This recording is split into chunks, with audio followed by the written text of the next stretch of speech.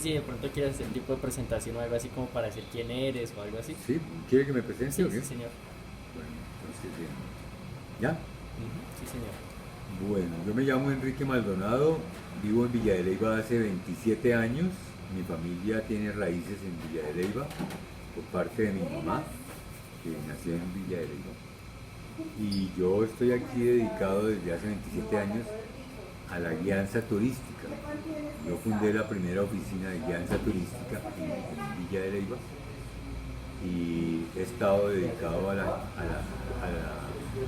guianza turística y a la gestión cultural, que son dos actividades que se relacionan mucho.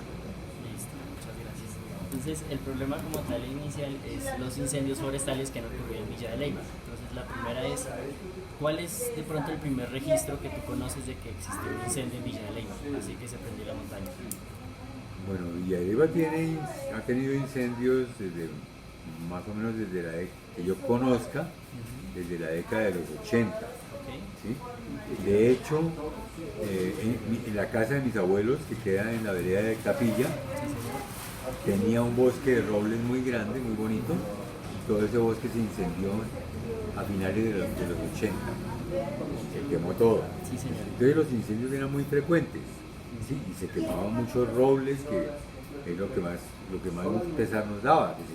Que el roble es una planta nativa que se demora mucho en crecer Sí, señor. y generalmente cuando se acaba un roble no lo reemplaza por otro. No, Entonces, bueno. sí, señor. Pero entonces yo hice eso,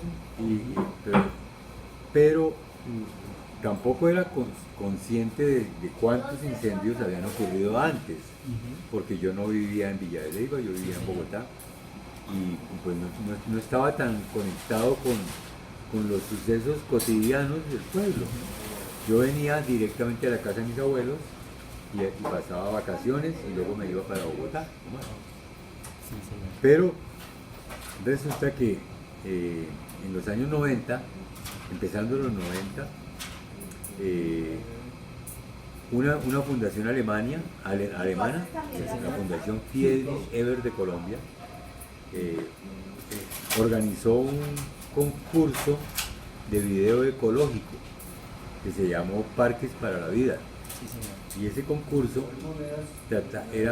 trataba los problemas ambientales de los parques nacionales en Colombia. Sí, señor. Entonces a mí me llamó la atención y porque yo dije, no, pues yo conozco Villa de Leyva bastante bien y el Cerro de Iguaque es muy famoso y además siempre yo ya había subido muchas veces a Iguaque también. Sí, señor. Entonces yo dije, yo puedo hacer un documental de Iguaque. Entonces yo me vine y me puse a hacer la investigación, pero de una manera muy artesanal, con una Handycam, una cámara pequeña, y me puse a recorrer todo el macizo de Iguaque, que tiene, tiene cuántas, 6.900 hectáreas tiene el santuario, Sí, señor. pero el macizo tiene 27 kilómetros, desde la carretera que va de Sáchica hasta la carretera que va para Santander, Sí, en señor. Tunja, Santander. Y yo me puse a investigar y todo eso y venía muchas veces acá. Desde todo eso, yo hice como una clasificación de los problemas ambientales. Estaba la escasez del agua, ¿cierto? Estaban los incendios forestales, Sí, señor. estaban los temas del turismo, de las basuras, la contaminación. Había muchos problemas en ese momento también, como los hay ahora. Entonces yo escogí dije, el parque está perfecto y todo, y me puse como uno de los objetivos investigar por qué se producían los incendios Sí, señor. y qué magnitud, qué impacto tenían, Sí, señor. tanto en la población vegetal como en la población humana que habita el santuario y toda la región. Y eso fue en los años 90. Sí, señor. En los años 90 estábamos entrando en la etapa del fenómeno del Niño y en Bogotá comenzaron a hacer racionamientos de energía por falta de agua. Sí, señor. Entonces era un momento muy crítico en todo el país y también en Villa de Leyva. Y había ocurrido un incendio un año atrás, como el año 89 al 90, un incendio muy grande que había cubierto toda la loma del Esterillar hasta el cañón del río Cani Sí, señor. y parte de Morro Negro también, que es el otro cerro que está detrás de la loma del Esterillar. Sí, señor. Yo tenía la sospecha de que ese incendio había sido provocado y me puse a investigar porque decían que había gente que quemaba el monte. Y entonces yo quería encontrar un testimonio real de una persona que dijera esto fue provocado por tal o por tal persona. Sí, señor. Y sobre todo había un antecedente muy grave. El santuario de fauna y flora de Iguaque tiene 6.790 hectáreas. Entre Arcabuco y Sáchica Sí, señor. pasa por Villa de Leyva. De esas 6.700 y pico de hectáreas, el Inderena no tenía sino apenas 300 propias. Sí, señor. El resto es de la comunidad. O sea que son terrenos privados. Sí, señor. Pero el gobierno decidió declarar todo reserva natural. Y al declarar eso como una reserva natural y le dieron el título de Santuario de Fauna y Flora, que significa una categoría de alta conservación ambiental. Entonces,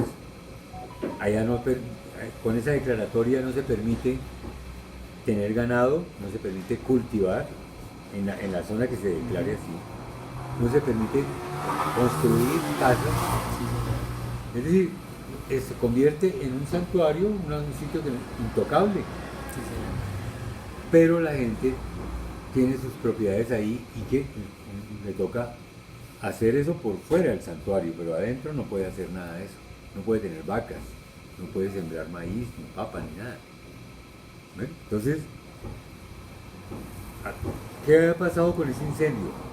Que los campesinos de Gachantivá, de Chiquiza, que queda al otro lado del cerro, y los campesinos de Villa de Leyva querían unir los dos municipios con una carretera por toda la orilla del río Cani, Ok. que es el río principal que tiene Villa de Leyva, es el que surte al acueducto de Villa de Leyva. Sí, señor. Y entonces, pues la idea era esa, y comenzaron a construir una carretera donde los campesinos pusieron la mano de obra y los dos municipios la maquinaria, o sea, lo poco que tenían, porque en esa época no había tanta maquinaria tampoco, Sí, señor. pero cualquier cosa que tuvieran los de Chiquiza y los de Villa de Leyva, pues utilizaron eso como máquinas para hacer la carretera. Sí, señor. El santuario ocupa parte del macizo del costado norte y parte del macizo del costado sur. Sí, señor. Pero cuando pasa por el río Cane, el santuario se estrecha, o sea, el límite del santuario se estrecha y se convierte en un corredor apenas de 300 metros, Sí, señor. que pasa por el río y se vuelve a ampliar al otro lado de la montaña. Los empleados del Inderena, los guardaparques y el director del parque, nunca le dijeron a los campesinos, ustedes no pueden hacer una carretera por ahí. Ustedes no pueden pasar una carretera por todo el río Cane, porque van a pasar por el santuario, y en el santuario no está permitido ninguna intervención antrópica. Antrópica significa humana. Sí, señor. Resulta que ellos hicieron, cada uno empezó la carretera, unos por un lado y los otros por el otro, y cuando ya llegaron al límite, ahí los pararon. Y les dijeron, no pueden pasar, está prohibido. Entonces, claro, la decepción de los campesinos fue muy grande, Sí, señor. porque ellos tenían la esperanza de conectar todas las fincas de un lado con el otro y crear un corredor para traer los productos de Chiquiza, principalmente la papa, hacia Villa de Leyva, y no solo a Villa de Leyva, sino a todo este valle, Sí, señor. que iban a repartir papa por todo lado. Eso les ahorraba más de 30 kilómetros de camión por Sáchica o por Arcabuco, porque tocaba bajar hasta Arcabuco. Entonces, de todas maneras, los de parques o los de Lindera le dijeron no pueden. Y duraron como un mes tratando de negociar y no se pudo. Al final los distrajeron con promesas y los calmaron. Y entonces todos se quedaron callados porque les prometieron que les iban a mejorar la situación o a corregir. No pasó nada. Los campesinos muy molestos, pues aparentemente nunca se pudo comprobar, pero ahí en el punto donde se intervino la carretera, ahí comenzó el incendio forestal más grande que ha ocurrido en Villa de Leyva. Ahí empezó todo el incendio. Cogió todo el cañón del río Cane y de ahí para allá se vino hacia Villa de Leyva, mucho más acá del hipódromo. Sí, señor. O sea, aquí ya entrando a Villa de Leyva, pero por las lomas. Sí, señor. Entonces, ese fue el más grande de todos que ha existido hasta el momento. Y resulta que eso quemó más de 1500 hectáreas, mucho más. Entonces resulta que lo que yo investigué y en el documental hice muchas entrevistas y le preguntaba a la gente, pero nadie me decía de frente ante una cámara, como estoy ahorita hablándole a ustedes, nadie me decía, esto fue provocado por un campesino que estaba furioso porque no le dejaron hacer la carretera. O esto fue en venganza o en retaliación por la prohibición de la carretera. Nadie, excepto un niño que yo encontré en el camino, viniendo del río Cane, pero por la parte de arriba a desembocar hacia Gomar. Así, o sea, una diagonal que hay por el río, más o menos por donde viene el canal de los españoles, es por donde viene el acueducto de Villa de Leyva. Me encontré un niño que yo le pregunté, oye, ¿y usted qué sabe de los incendios forestales? Y entonces él ahí medio enredadito, con la voz así toda pasito, digo, no, pues eso es gente que le tiene envidia a la Inderena y quema. Yo, ¿qué? ¿Cómo?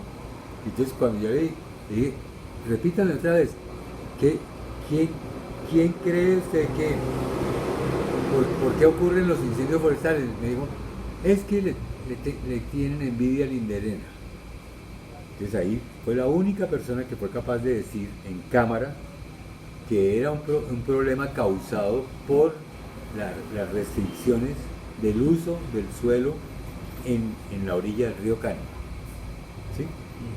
Pero ese incendio que fue en agosto o septiembre del año 90 comenzó a repetirse todos los años y empezar en el mismo lugar. O sea, como ellos, para recordarle a la gente, pues, señores indígenas, ustedes se acuerdan de lo que hablamos aquí y no han resuelto nada, tenga el fuego. ¿Sí? Entonces, cada año se empezó a producir eso. Lo más curioso es que durante en la década del 90 hubo incendios todos los años en septiembre. Estadísticamente existe eso. Provocados, nunca se ha sabido, nunca se ha encontrado un responsable. Nunca han cogido a una persona ni le han tomado una foto, ni lo han cogido con una mecha en la mano, o un tanque de gasolina. Pues eso aparecen de noche o los prenden de noche. Había otra sospecha, era que los campesinos tenían la costumbre de sacar de las madrigueras a los armadillos. Los armadillos se meten en la tierra y hacen unas cuevas. Sí, señor. Entonces a ellos con periódicos prendidos les meten el humo en la madriguera y los atrapan cuando salen. Eso los usaban los campesinos para remedio, porque la sangre caliente del armadillo es muy buena para curar la anemia. Entonces, todo eso se investigó, Sí, señor. pero nunca se supo nada de eso. Entonces los incendios han ocurrido todos los años, pero está el problema relacionado con el problema ambiental que ahora casualmente en este momento estamos viviendo nuevamente, que es el fenómeno del Niño. Sí, señor. El fenómeno del Niño es un problema meteorológico continental, o más bien casi supracontinental, porque afecta a casi todos los continentes. Sí, señor. Entonces el fenómeno del Niño cambia los cursos de los vientos y donde no llovía ya no llueve, y se secan los embalses, no hay agua para las industrias, no hay agua para nada y tienen que empezar los racionamientos. Sí, señor. Ese fenómeno existió en los años 90. Y entonces, cuando hay unos veranos tan intensos, todos los pastizales se secan. Y resulta que las lomas de Villa de Leyva que están aquí arriba, que son parte de un subpáramo seco, no es páramo seco, no es páramo húmedo sino seco, son pastizales de bajo porte, no son grandes árboles, Sí, sino señor. son arbustos y pajonales. Eso se vuelve completamente inflamable, con cualquier chispa se prende. Sí, señor. Entonces puede ser causada por un cigarrillo que bote alguna persona, si no lo apaga bien, Sí, señor. el solo la colilla prendida ahí entre las matas se prende.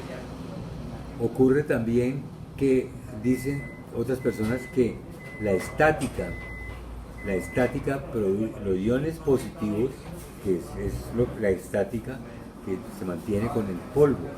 El polvo es estático. Cuando está en ambiente muy seco, los iones positivos se estrellan y producen chispas. Eso es pura física y se produce en la naturaleza, y eso, cuando hay exceso de estática, puede producir una chispa, y una chispa en un ambiente seco, una hoguera. Sí, señor. Entonces, hay muchos motivos para que se quemen un montón. Sí, la misma naturaleza los puede prender. La basura, cualquier vidrio tirado en el piso, una botella rota, se convierte en una lupa. Sí, señor. Y eso va a calentar también los pajonales y los va a prender. Entonces los cazadores, las lupas de vidrio, las colillas de descuido de los campesinos, O de los turistas también. o de los turistas que además vienen en temporadas como el Festival de Cometas, y luego hay muchos que se quedan por aquí vagando en medio de las montañas, Sí, señor. porque es que hay gente que viene y se queda. Hay gente que no paga hotel y se va a dormir al monte y fuman todo el día. Entonces son muchos los motivos.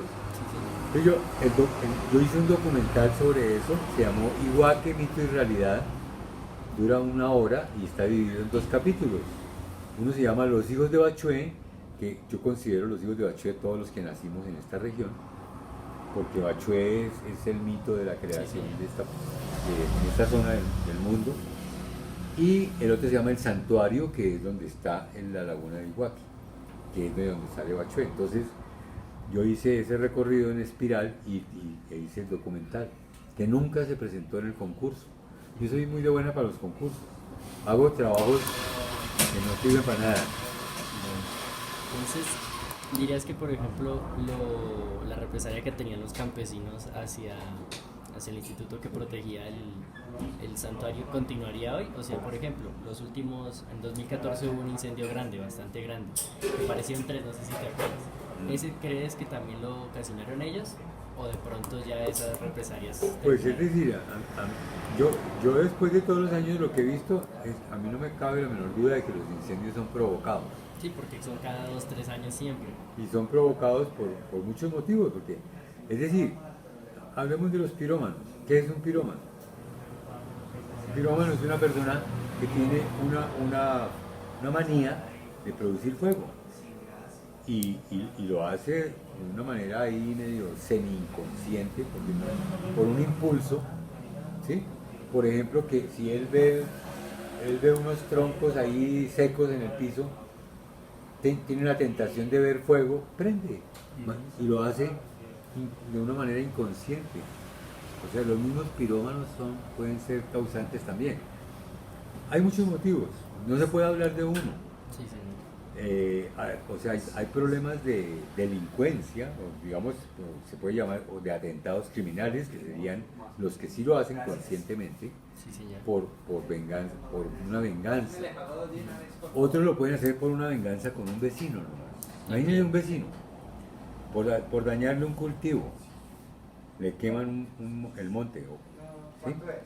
De pura envidia o lo que sea, una pelea. Sí, señor. O sea, son muchos los motivos.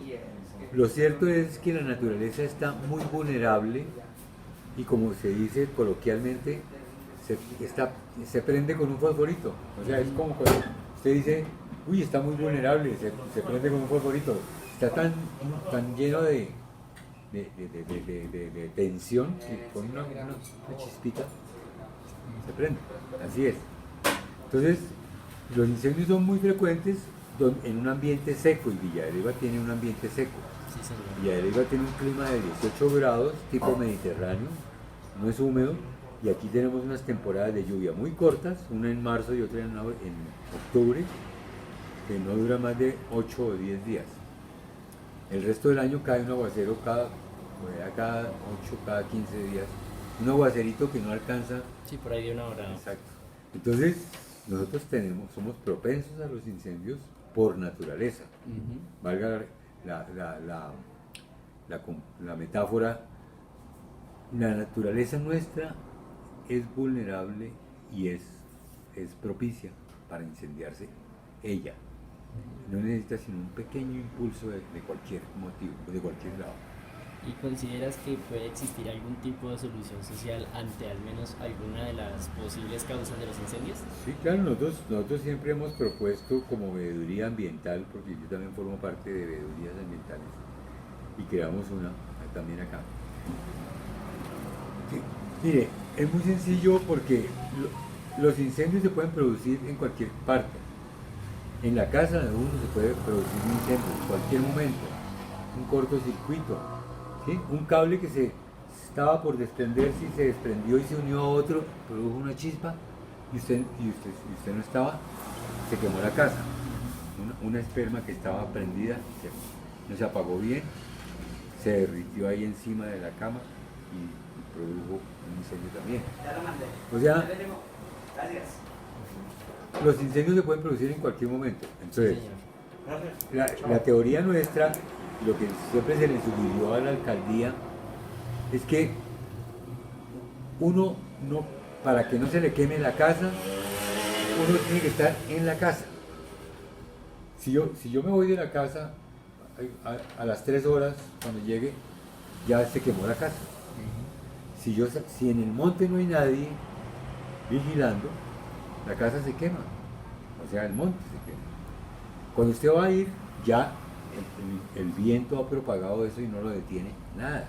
Usted se da cuenta que un incendio dura un mes, no 3 días, a veces lo apagan en 3 días, pero hay un problema con estas montañas que tenemos acá. Estas montañas son de roca sedimentaria, es piedra caliza que se ha ido acumulando como la arena hasta formar montañas. Pero mientras que se va acumulando, las corrientes de agua, las escorrentías, producen ductos internos. Cuando ya no corre agua, ese ducto queda como una tubería, como un hueco, una cueva natural. Entonces, todas estas zonas que tenemos son cuevas. Tenemos cuevas que esto parece un queso gruyère, lleno de huecos, ¿cierto? Y en esos huecos, ¿qué hay? Hay raíces y hay plantas secas y hay verdes, pero hay plantas secas también y hay hojas. Cuando se produce un incendio, el incendio aparentemente usted ve en la naturaleza superficial. Es lo que usted ve, el fuego es en lo que se está quemando del suelo para arriba. Pero usted no sabe qué se está quemando por dentro. Y lo más grave de todo es que lo que se quema por dentro produce un efecto de horno en el interior de la montaña. ¿Cuándo apaga usted un horno? Echando agüita por encima. Nunca. El horno puede durar ahí prendido mucho tiempo. O sea, el calor sigue generando más calor y va aproximándose a lo que está al ambiente seco y va quemando más. Entonces, con el viento que entra, que sopla dentro de esos huecos, usted está atizando el fuego otra vez. Y eso puede durar un mes. ¿Cuándo se mete usted en un hueco? Si toda la montaña está llena de huecos. Entonces es muy complicado apagar un incendio acá, por ese motivo. Se tendría que meter mangueras y quién sabe qué por allá, por huecos, posible. Entonces, La única manera es que lo único que usted puede hacer es un trabajo preventivo, curativo no. Usted no resuelve nada con un extintor, o con un helicóptero, o con 1000 personas echándole machete al monte. Usted resuelve eso es con prevención, es antes de, no en medio de, ni después de. Y antes de, usted necesita es que la gente esté en la casa las 24 horas, echando ojo. La primera llama que vea, el primer humito, va y lo apaga. Ahí, así es que se evita eso. Pero para eso usted necesita un equipo de gente, un equipo de observación permanente, sobre todo en las épocas de las temporadas secas, ¿cierto? Ahorita, agosto, septiembre y octubre, deberíamos de estar allá metidos en el monte mirando cuántas personas, las que sean necesarias. Eso es más barato que apagar un incendio. Si usted tiene 100 personas metidas en el cerro, desde Sáchica hasta Arcabuco, con puestos de observación, haciendo recorridos, rutinas permanentes, día y noche, todo eso le sale más barato que apagar un incendio que le dura 15 o 20 días, con helicópteros, con más de 1000 personas del ejército, con gente del pueblo y gente haciendo donaciones para que la gente coma, beba y no sé qué, y transportarle y todo eso. Que además es un tema de corrupción. Cuando hay una emergencia, los que más ganan son los políticos, hasta los alcaldes, me atrevo a decirlo, que son los que manejan el presupuesto del erario público. Sí. ¿Qué pasa? Que ellos tienen ahí un salvoconducto para medidas de emergencia. Gástese la plata y pase la cuenta. El gobierno paga, porque hay que atender la emergencia. Entonces, ¿qué pasa? Que ahí empiezan a gastar y gastar y gastar, y piden viajes de helicóptero, piden no sé qué, piden y tal. Pero todo eso va soportado con facturas con más valores y cosas, y sacan una cantidad de plata del tesoro público a costillas de un incendio. O sea, el incendio puede costar 3.000 millones de pesos y ellos pueden pasar una cuenta por 20.000. ¿Sí? Porque claro, facturas es lo más fácil de hacer, facturas. Poner a facturar a todo el mundo cosas, servicios, insumos, equipos, maquinarias, vainas de emergencia, y todo eso se quema y se bota ahí en el incendio. Entonces usted puede haber contratado 50.000 palas y todas las dejaron tiradas en el incendio. Usted puede hacer lo que quiera. Usted puede desaparecer los productos que compra en el mismo incendio. Y todo eso es corrupción. A un alcalde no se preocupa si el incendio dura 8 días. Pues aparentemente a la comunidad le dice estamos y no sé qué, y camina por aquí, camina por allá, y va y se pone las botas y el casco y no sé qué. Pero él sabe que si el incendio dura, puede ganar más plata. Así de sencillo es. Entonces, ¿qué pasa? En ese momento usted no está haciendo nada, no está resolviendo ningún problema. Un incendio es impredecible, no se sabe hasta dónde puede llegar. Sí, nunca. Hay gente que se le quema toda la casa, a uno se les quema un cuarto, ¿cierto? Pero se puede quemar toda la bendita casa, o el barrio entero, ¿no? Entonces eso depende de todo lo que se mueve en ese momento. Pero si usted tiene un equipo de personas que están dedicadas solo a eso, no se van a dedicar a nada más. ¿Cuál es su papel? Vigilar el monte. Es como cuando usted va a los estadios o ve en las películas que hay gente que no mira el partido, no está mirando al público. Ellos están contratados para mirar al público, no al partido. Y pasan las horas del partido así estén metiendo los goles, mirando que no vaya a caer una piedra o una botella de la tribuna. ¿Sí o no? Sí, señor. Y es la manera como evitan las catástrofes en los estadios. Usted necesita un equipo de personas que estén las 24 horas en el monte, no en un solo sitio, en todas partes, recorriendo. Entonces necesita puestos de observación, a tantos kilómetros cada puesto de observación que va a cubrir un área, ¿cierto? Que está vigilando todo el tiempo esa área y que tiene personas en rotación, con radios, con toda esa vaina. ¿Para qué? Para que cuando salga un humito, ¡pum! El guardia número 44 que está en las coordenadas en tal parte, a un minuto o a medio minuto, llegue y apague eso. De esa manera se apaga un incendio antes de que empiece. Pero eso le va a costar muchísimo menos a un municipio que apagar el incendio. Y hasta ahora no se ha hecho. Y también sobre generar un tipo de conciencia hacia las personas que, por ejemplo, como tú mencionas, que vienen y se hospedan allá, o los turistas que suben y dejan la basura, o hasta incluso los mismos campesinos. ¿Qué solución crees que puede haber? No, pues obviamente dentro de lo preventivo está todo ese tema, ¿cierto? El tema de educación ambiental, ¿cierto? Usted tiene que tener a todos los habitantes de la montaña informados de las operaciones que hace esa brigada y de las rutinas que tienen que hacer, de lo que está prohibido hacer, de cómo no se puede quemar basura, ¿cierto? A dónde la tiene que transportar, cómo la tiene que transportar, cómo la empaca, cómo la no sé qué, todo eso. Rutinas semanales, rutinas mensuales, rutinas semestrales, de muchas cosas.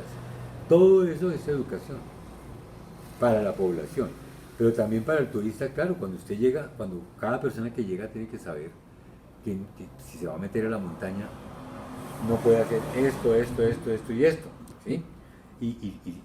Pero aún así, con todas las medidas, es muy difícil controlar a la población.